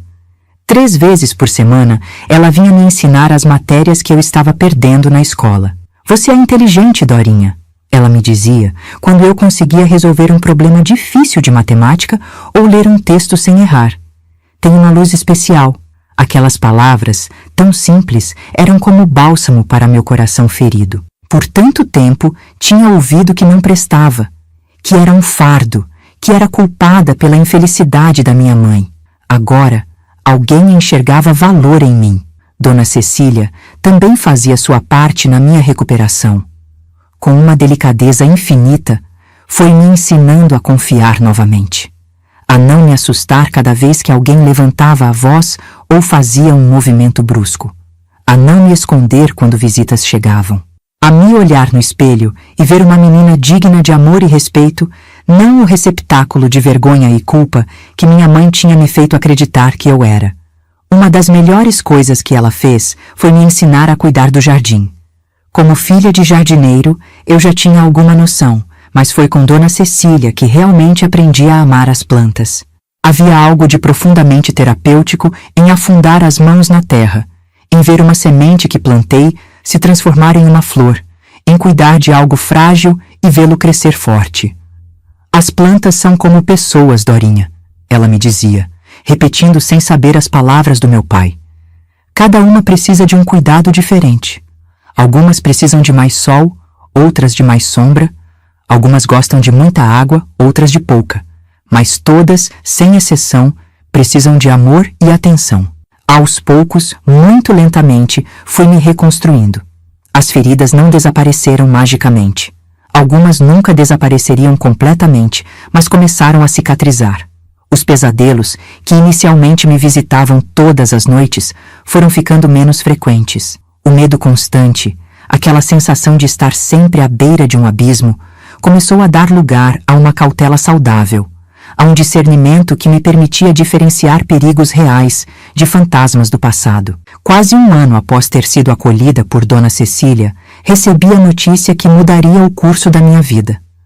O juiz tinha decidido conceder a ela minha guarda permanente. Eu não precisaria mais temer ser mandada para longe, para um lugar desconhecido. Poderia ficar ali, naquela casa que tinha se tornado meu refúgio, com aquela mulher que, sem nenhuma obrigação, tinha escolhido me amar e proteger. Agora é oficial, Dona Cecília disse, mostrando-me os papéis com um sorriso radiante. Você é minha filha perante a lei, como já era no meu coração. Chorei. mas pela primeira vez em muito tempo, foram lágrimas de alívio, de alegria, de gratidão. Abracei aquela senhora frágil que tinha se tornado meu porto seguro e prometi a mim mesma que um dia, quando fosse adulta, faria por outras crianças o que ela estava fazendo por mim. No meu aniversário de 11 anos, Dona Cecília preparou uma pequena festa. Apenas nós duas, Dona Eunice e Luzia, uma menina da minha idade que morava 2 casas adiante e que, apesar de saber da minha história, nunca tinha me tratado diferente por causa disso. Havia um bolo de chocolate, meu preferido, balões coloridos e até presentes. Coisas simples, mas escolhidas com tanto carinho que me fizeram sentir a pessoa mais especial do mundo. Foi nesse dia que decidi que queria voltar à escola. Estava cansada de me esconder, de deixar que o medo ditasse minha vida. Queria ser uma menina normal, com amigos, com uma rotina, com sonhos além das paredes da casa de Dona Cecília. Tem certeza, minha querida? Ela perguntou, preocupação evidente em seus olhos bondosos. Sabe que os comentários podem continuar, que pode ser difícil no começo. Tenho, respondi, com uma firmeza que surpreendeu a nós duas. Não posso ficar escondida para sempre. E além disso, acrescentei com um pequeno sorriso. Tenho você para voltar no final do dia. Meu retorno à escola foi exatamente como esperávamos. Difícil. Os olhares, os cochichos, as perguntas indiscretas, tudo estava lá. Mas também havia Luzia, que fez questão de sentar ao meu lado, de me incluir nas brincadeiras, de me defender quando os comentários ficavam cruéis demais. E para minha surpresa, havia outros colegas que, após o choque inicial, começaram a me tratar normalmente, como se eu fosse apenas a Dorinha, não a menina da história. A professora, uma jovem recém-formada chamada Teresa, também foi fundamental nesse processo. Sem fazer alarde, sem me tratar como coitadinha, ela simplesmente garantiu que eu me sentisse acolhida e segura na sala de aula. Quando notava que o assunto estava ficando pesado demais para mim, sutilmente redirecionava a conversa. Quando percebia que eu estava tendo um dia particularmente difícil, encontrava uma desculpa para me deixar ajudá-la com alguma tarefa, dando-me um propósito, uma distração. Os anos foram passando, e com eles as feridas mais superficiais foram cicatrizando. Completei o primário, entrei no ginásio, comecei a sonhar com um futuro. Queria ser professora, como Dona Eunice e Dona Teresa. Queria fazer a diferença na vida de outras crianças. Dona Cecília apoiou meu sonho desde o início. Educação é a única coisa que ninguém pode tirar de você, Dorinha, ela dizia. Economizava para me mandar para uma boa escola na capital quando chegasse a hora. Quando eu tinha 15 anos, Dona Cecília adoeceu. No início eram apenas dores nas juntas, cansaço, coisas que ela atribuía à idade avançada. Mas logo ficou claro que era algo mais sério. O médico da cidade, após muitos exames, diagnosticou um câncer avançado. Deu a ela poucos meses de vida. Foi minha vez de cuidar dela, como ela tinha cuidado de mim. Deixei a escola temporariamente. Me dediquei integralmente a tornar seus últimos dias o mais confortáveis possível. Lia para ela quando seus olhos ficavam cansados demais, penteava seus cabelos brancos que iam caindo aos poucos, segurava sua mão nas noites em que a dor era forte demais para dormir. Em seus últimos dias, com a voz fraca, mas os olhos ainda cheios daquela luz especial, Dona Cecília me fez prometer que não deixaria o passado definir meu futuro, que viveria plenamente, que buscaria a felicidade que merecia. 2 meses antes do meu aniversário de 16 anos, ela partiu serenamente durante o sono. O vazio que deixou foi imenso, uma dor diferente de qualquer uma que eu já tinha sentido. Não era a dor aguda e violenta dos abusos, nem o desespero sufocante de perder meu pai. Era uma tristeza profunda, mesclada com gratidão, com amor, com a certeza de que tinha sido abençoada por ter tido aquela mulher extraordinária em minha vida, mesmo que por pouco tempo. O testamento de Dona Cecília revelou que ela tinha pensado em tudo. A casa, seus bens, uma poupança considerável. Tudo ficou para mim. Mais que isso, ela tinha arranjado para que eu ficasse sob a guarda de sua sobrinha, Carmen, uma mulher jovem e gentil que morava em São Paulo e que veio para Brotas apenas para o enterro da tia e para me conhecer. Carmen me deu uma escolha. Podia ficar em Brotas, na casa que tinha sido de Dona Cecília, com uma governanta para cuidar de mim até a maioridade. Ou podia ir com ela para São Paulo, onde teria mais oportunidades de estudo. Escolhi São Paulo. Aos 16 anos, deixei Brotas para trás e me mudei para a cidade grande, um mundo completamente diferente de tudo que eu conhecia. Luzia chorou ao se despedir, prometendo-me visitar nas férias. A casa de Dona Cecília foi alugada para uma família jovem, com o dinheiro indo para uma conta em meu nome, para ser usada quando eu completasse 18 anos. A adaptação à vida em São Paulo não foi fácil. O barulho, a agitação, a impessoalidade das pessoas, tudo me assustava. Mas Carmen foi paciente, me deu tempo e espaço para me ajustar no meu próprio ritmo. Entrei para uma boa escola, graças ao dinheiro que Dona Cecília tinha deixado. Não fiz muitos amigos, ainda carregava aquela desconfiança, aquele medo de me aproximar demais das pessoas. Mas me dediquei aos estudos com uma determinação que surpreendia até os professores. Foi nessa época que comecei a trabalhar meio período numa cafeteria perto de casa. Não precisava do dinheiro, já que a herança de Dona Cecília e o aluguel da casa em Brotas me davam uma segurança financeira que muitas moças da minha idade não tinham. Mas queria a experiência, a independência, a sensação de estar construindo algo por mim mesma. A cafeteria pertencia a um casal de italianos, os Rizzo, que tinham vindo para o Brasil ainda jovens, fugindo da pobreza do pós-guerra na Itália. Dona Maria, a esposa, tinha um jeito maternal que me lembrava um pouco Dona Cecília. Seu Alberto, o marido, era mais reservado, mas tinha um coração enorme que escondia por trás de uma fachada de durão. Você tem jeito pra coisa, menina, ele me dizia, quando eu aprendia rapidamente a operar a máquina de café, a atender os clientes com um sorriso, a equilibrar várias bandejas ao mesmo tempo. Um dia vai ter seu próprio negócio, vai ver só. Aquelas palavras plantaram uma semente em mim. Nunca tinha pensado em ter meu próprio negócio, sempre imaginara seguir a carreira de professora. Mas percebi que gostava do ambiente da cafeteria, do ritmo acelerado, do contato com os clientes. Gostava de ver a satisfação nos rostos das pessoas quando serviam algo delicioso, da sensação de criar pequenos momentos de felicidade em meio à rotina agitada da cidade grande. Quando completei 18 anos, prestei vestibular para o curso normal, como sempre sonhara. Passei em primeiro lugar, para orgulho de Carmen e, tenho certeza, de Dona Cecília onde quer que ela estivesse. Mas decidi fazer também um curso técnico de administração à noite. Queria estar preparada para qualquer caminho que a vida me apresentasse. Durante os 4 anos seguintes, dividi meu tempo entre os estudos e o trabalho na cafeteria, que agora já não era mais meio período, mas integral. Os Rizzo tinham me promovido a gerente, confiando em mim para abrir e fechar o estabelecimento, para lidar com os fornecedores, para treinar os novos funcionários. Foi ali, na cafeteria dos Rizzo, que conheci Jorge, um jovem professor que vinha todas as manhãs antes de dar aulas. Ele sempre pedia o mesmo: café preto sem açúcar e um pão de queijo.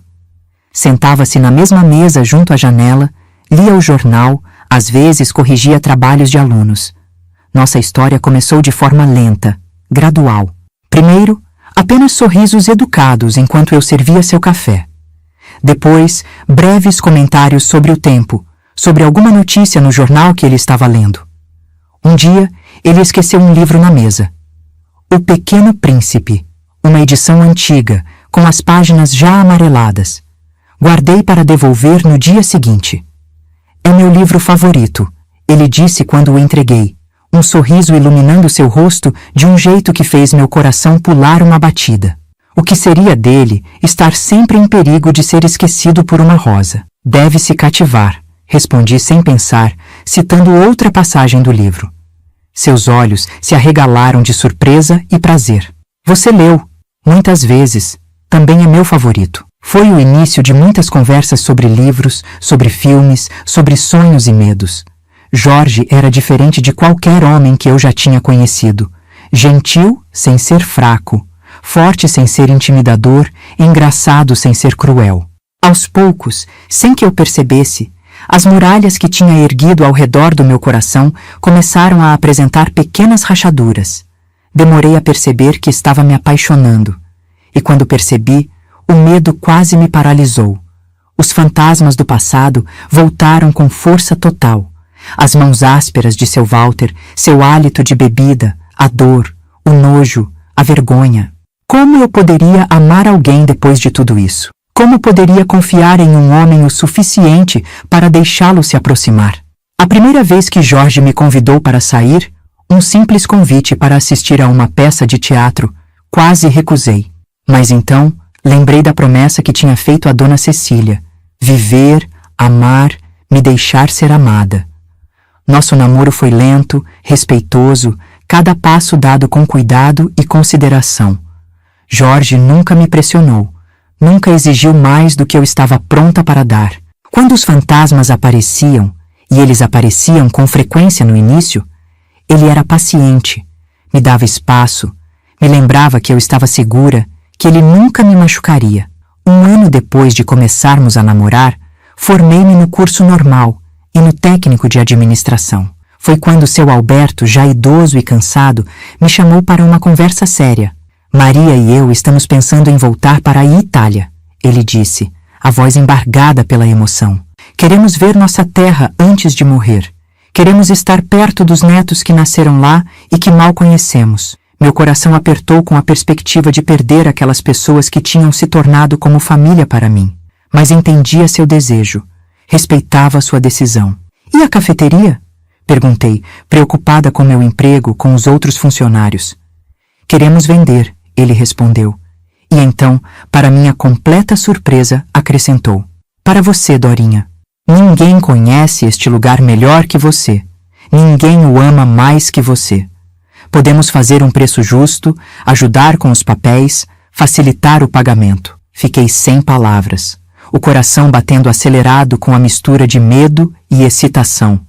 Ter meu próprio negócio, algo que construí com minhas próprias mãos, algo que ninguém poderia tirar de mim.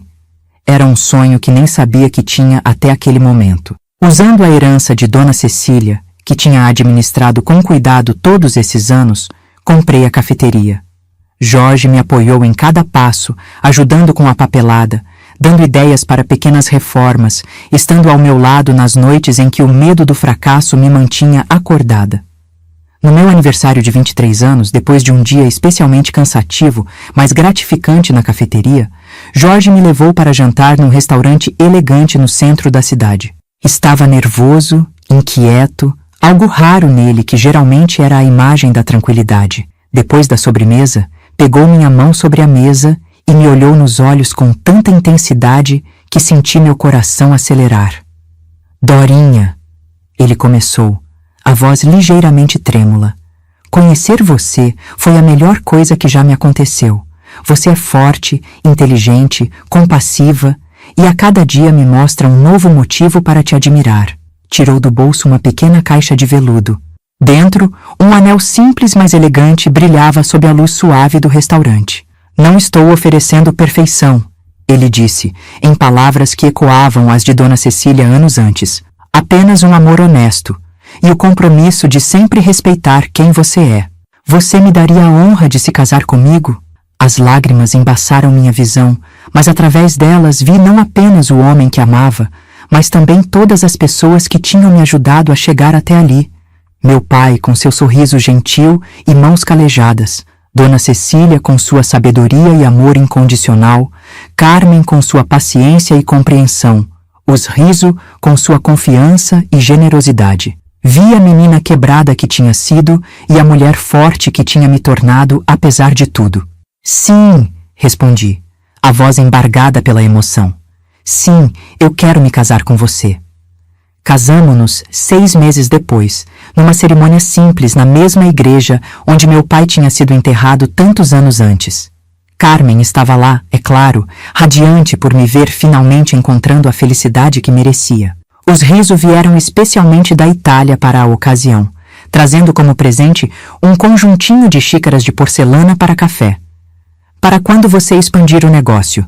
Disse Dona Maria com uma piscadela. No altar, enquanto trocávamos votos, pensei em todas as pessoas que tinham feito parte da minha jornada até ali. Pensei no meu pai, com suas mãos calejadas e seu sorriso gentil. Pensei em Dona Cecília, que me ensinou o que era amor verdadeiro, incondicional. E, surpreendentemente, pensei até mesmo na minha mãe. Não com raiva ou ressentimento, mas com uma espécie de compreensão triste pelo que poderia ter sido e não foi. Nosso primeiro ano de casados foi de adaptação, de aprendizado, de descobertas. Tive que desaprender o medo, tive que aprender a confiar, a me abrir, a ser vulnerável sem esperar ser machucada. Jorge foi meu parceiro nesse processo, paciente e amoroso, me mostrando a cada dia que nem todos os homens eram como seu Walter, que podia haver beleza e alegria na intimidade. Aos 25 anos, contra todas as probabilidades e medos, tive nossa primeira filha, Cecília, em homenagem à mulher que salvou minha vida. Segurar aquele pequeno ser nos braços, sentir seu calor, ver seu rostinho perfeito. Foi como se um círculo se fechasse. Ali estava eu, que tinha sofrido tanto nas mãos de quem deveria me proteger, agora com a sagrada responsabilidade de proteger outra vida. Jurei naquele momento que minha filha nunca conheceria o tipo de dor que eu conheci, que cresceria cercada de amor, de segurança, de alegria, que saberia seu valor, sua força, sua importância no mundo. 2 anos depois, veio Antônio, nosso segundo filho, nomeado em homenagem ao meu pai, e nossa família ficou completa. Jorge era o pai que eu tinha sonhado para meus filhos, presente, carinhoso, firme quando necessário, mas nunca cruel, nunca abusivo. A cafeteria prosperou sob minha administração. Expandi o cardápio, contratei mais funcionários, renovei a decoração para torná-la mais aconchegante e acolhedora. Jorge continuou lecionando, apaixonado pelo que fazia, inspirando gerações de alunos com seu conhecimento e entusiasmo. A vida não foi sempre fácil. Tivemos dificuldades financeiras, problemas de saúde, desafios como qualquer família. Mas enfrentamos tudo juntos, como parceiros, como amigos, como amantes. E em cada obstáculo superado, eu sentia minha força crescer, minha confiança se solidificar. Aos 30 anos, impulsionada pelo desejo de ajudar outras crianças que estavam passando pelo que passei, transformei a cafeteria em um espaço que ia além de servir café e comida. Nas tardes de terça e quinta, depois do horário comercial, abríamos as portas para crianças de um orfanato próximo. Servíamos chocolate quente, contávamos histórias, oferecíamos um ambiente acolhedor onde elas podiam simplesmente ser crianças, sem as pressões e traumas que muitas carregavam. Esse projeto, que começou despretensiosamente, cresceu ao longo dos anos. Voluntários se juntaram a nós, doações começaram a chegar, profissionais ofereceram seus serviços gratuitamente, psicólogos, médicos, professores. Em 1975, com os filhos já crescidos, Cecília com 10 anos e Antônio com 8, e a cafeteria bem estabelecida sob a gerência de funcionários confiáveis, decidi formalizar o que tinha começado como um projeto de coração. Fundei a Casa Cecília, um centro de apoio para crianças vítimas de abuso e negligência. Era um lugar acolhedor, onde oferecíamos não apenas terapia e acompanhamento escolar, mas também amor, compreensão, esperança. No jardim da entrada, plantei as mesmas rosas que meu pai cuidava com tanto carinho. Cada criança que passava por aquelas portas levava um pouco de mim, um pouco do meu pai, um pouco de Dona Cecília, e cada sorriso reconstruído, cada pesadelo superado, cada futuro resgatado era uma vitória não apenas para aquela criança, mas para mim também. Os anos passaram, os filhos cresceram, seguiram seus próprios caminhos. Cecília tornou-se advogada, especializando-se em direitos da infância e juventude. Antônio seguiu o caminho da medicina, tornando-se pediatra, dedicando-se especialmente a crianças que tinham passado por traumas. Jorge e eu envelhecemos juntos, nosso amor amadurecendo como um bom vinho, ganhando profundidade, complexidade, riqueza. A Casa Cecília cresceu, se expandiu, se tornou uma referência no trabalho com crianças traumatizadas. Recebi prêmios, reconhecimentos, convites para falar em congressos e universidades.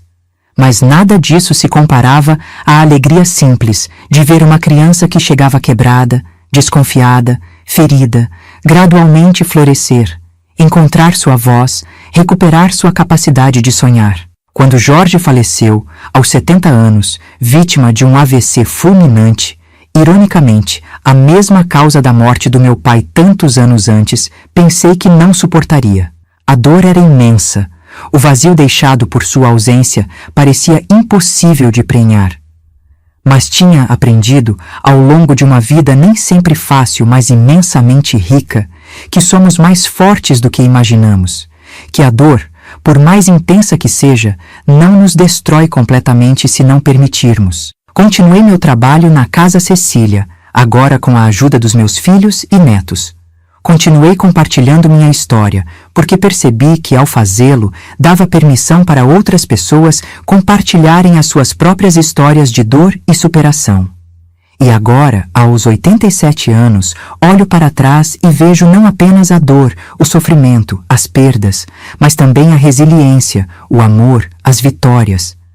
Vejo uma vida que, apesar de ter começado nas sombras mais escuras, encontrou seu caminho para a luz. Não carrego mais vergonha, não carrego mais culpa. Carrego cicatrizes, sim. Elas são parte de quem sou, testemunhas do que sobrevivi. Medalhas de uma guerra que quase me destruiu, mas não conseguiu. Eu poderia ter me tornado amarga, ressentida, fechada para o mundo. Poderia ter permitido que o mal que fizeram comigo definisse quem eu era, quem eu seria. Mas escolhi outro caminho. Escolhi transformar dor em propósito. Escolhi ser para outros o que Dona Cecília foi para mim. Uma luz no fim do túnel, uma mão estendida, uma chance de recomeçar. Hoje, quando olho nos olhos dos meus netos, quando vejo meus bisnetos correndo pelo jardim da casa que Jorge e eu construímos com tanto amor, sinto uma gratidão tão profunda que mal consigo expressar em palavras. Gratidão por ter sobrevivido. Gratidão por ter encontrado pessoas que me ajudaram a reconstruir não apenas minha vida, mas minha capacidade de confiar, de amar, de sonhar. Ainda sonho com minha mãe às vezes. Não com a mulher destruída pela doença mental e pelo ódio que me perseguiu naqueles últimos meses, mas com a mulher que ela poderia ter sido se tivesse recebido ajuda a tempo, se tivesse conseguido vencer seus próprios demônios. Acordo desses sonhos não com medo ou raiva, mas com uma tristeza tranquila pelo que poderia ter sido e não foi. Soube, muitos anos depois, que ela morreu naquele mesmo hospital psiquiátrico onde foi internada, sem nunca ter recebido alta. Não fui ao enterro, não por rancor, mas porque àquela altura ela já era mais uma estranha para mim do que a mulher que me deu a luz. Mas acendi uma vela por ela. Rezei para que tivesse encontrado a paz que nunca conheceu em vida. Quanto a seu Walter, ele cumpriu apenas 7 dos 15 anos de sua sentença, sendo libertado por bom comportamento, algo comum naquela época para esse tipo de crime.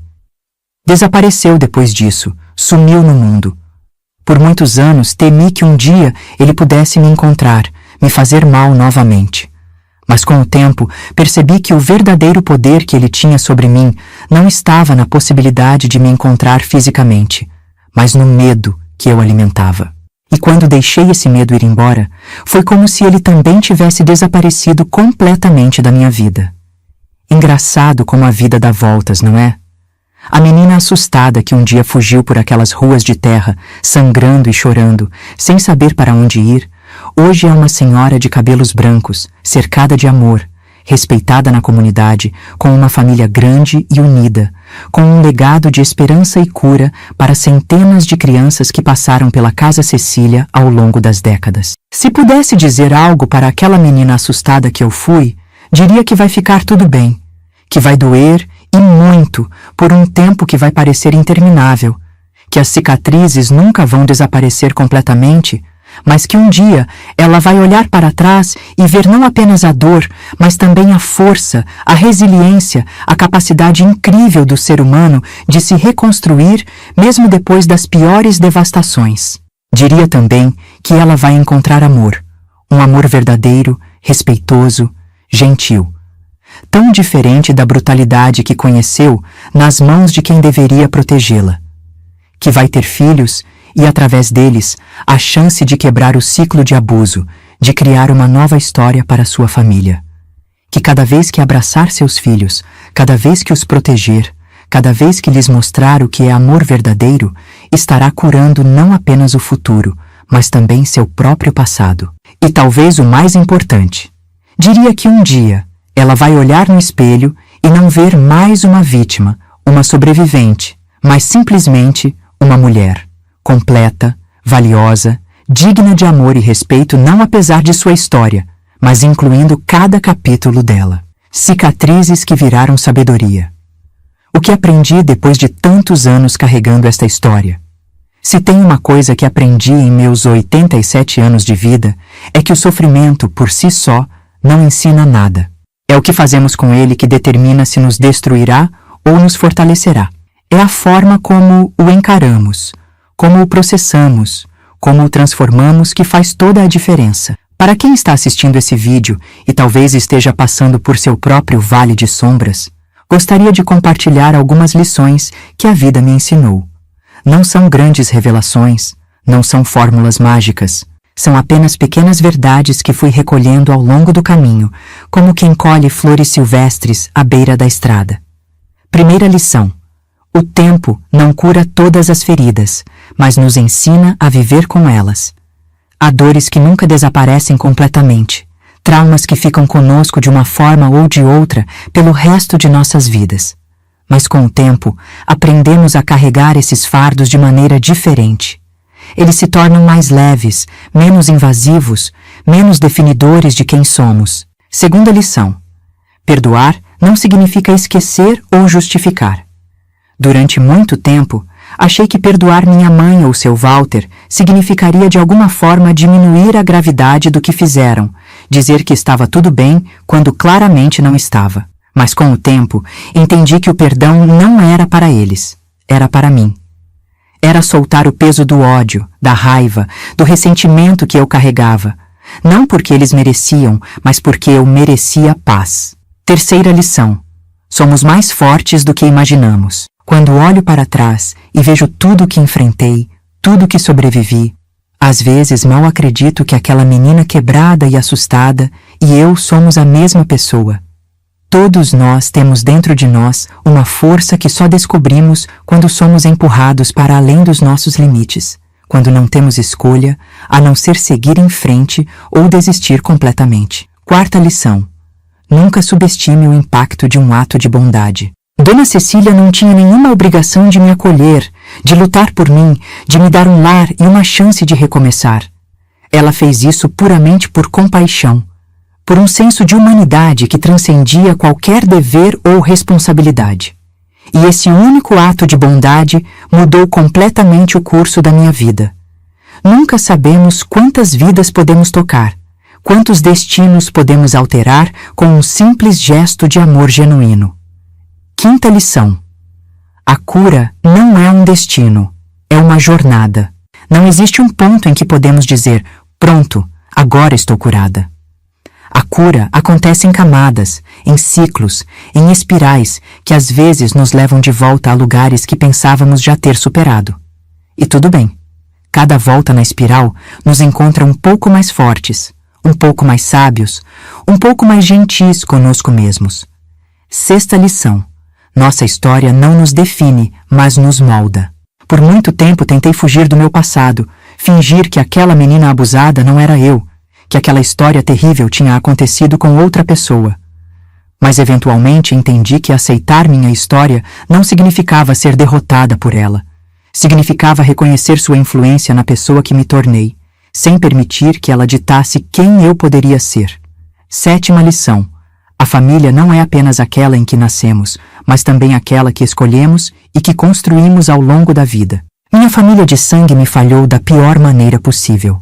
Mas encontrei família em Dona Cecília, em Jorge, nos amigos que fiz ao longo do caminho, nas crianças que ajudei na Casa Cecília. Laços de amor, respeito e cuidado mútuo são muito mais fortes e significativos que meros laços de sangue. Oitava lição: Ajudar outros a curar nos ajuda a curar a nós mesmos. Cada vez que estendia a mão para uma criança que tinha passado por experiências semelhantes às minhas, cada vez que via o medo em seus olhos ser gradualmente substituído por confiança e esperança, uma pequena parte de mim também se curava. Há uma magia poderosa em transformar nossa própria dor em algo que alivia a dor dos outros. 9ª lição. É possível amar profundamente mesmo depois de ter sido profundamente ferido. Por muito tempo achei que nunca seria capaz de amar ou ser amada de verdade, que estava quebrada demais, danificada demais, mas o amor encontra um jeito. Ele se infiltra pelas rachaduras, preenche os espaços vazios, ilumina os cantos escuros. E quando finalmente nos permitimos recebê-lo, descobrimos que nossas cicatrizes não nos tornam menos dignos de amor. Pelo contrário, elas são parte do mapa que nos trouxe até aqui. 10ª e última lição. Nunca é tarde demais para recomeçar. Cada manhã é uma nova oportunidade, cada respiro, uma nova chance. Enquanto houver vida, há possibilidade de mudança, de crescimento, de transformação. Aos 10 anos, achei que minha vida tinha acabado quando meu pai morreu. Aos 20, quando comecei a trabalhar na cafeteria, achei que tinha finalmente encontrado meu caminho. Aos 30, quando fundei a Casa Cecília, senti que estava cumprindo meu propósito. Aos 60, quando perdi Jorge, achei que nunca mais encontraria alegria. E aqui estou eu, aos 87, ainda aprendendo, ainda crescendo, ainda descobrindo novas facetas de mim mesma e do mundo. Se essa história tocou seu coração, por favor, deixe seu like e se inscreva no canal. É muito importante para mim saber que minhas palavras estão alcançando pessoas, que minha experiência pode de alguma forma iluminar o caminho de alguém que está agora onde eu já estive. E não se esqueça de entrar no nosso grupo do WhatsApp. O link está na descrição do vídeo. Lá compartilhamos diariamente histórias reais de outras senhoras como eu, palavras de fé e esperança para começar bem o dia. É uma comunidade acolhedora, onde você pode encontrar apoio e amizade. Porque no final das contas, é isso que nos salva. Saber que não estamos sozinhos em nossas lutas, que outros caminharam por vales semelhantes e encontraram seu caminho de volta à luz. Que nossas histórias, por mais dolorosas que sejam, podem servir de farol para alguém perdido na escuridão. Meu nome é Maria das Dores Ferreira, mas todos me conhecem como Dona Dorinha. Tenho 87 anos e esta é minha história. Não de vitimização, mas de vitória. Não de destruição, mas de reconstrução. Não de desespero, mas de esperança. E se há algo que desejo deixar como legado, é a certeza de que, não importa quão escura seja a noite, o amanhecer sempre chega. Sempre.